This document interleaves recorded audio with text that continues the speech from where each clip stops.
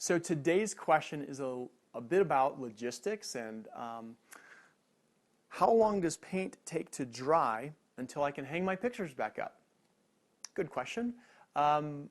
So that depends on a couple of things. Where do you live? How humid is your air typically? So here in Denver, we are a very dry climate. So we are actually considered high desert.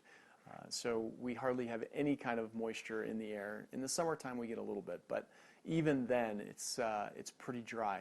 So we like to say in 30 minutes or so, the paint is dry for the most part, unless you're using an oil-based paint. But most of the paints that we use are a water-based or a latex paint.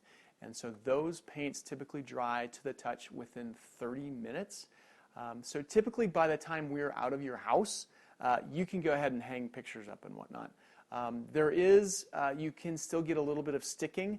So there's dry to the touch and then there's cure time. So manufacturers will typically say that a paint will dry, and they're always going to give the averages. So they're going to say maybe an hour to dry, but then it's going to take 30 days to cure. So that's to reach its full optimum hardness. So if you really wanted to be scientific about it and say when's the best time, you could say 30 days.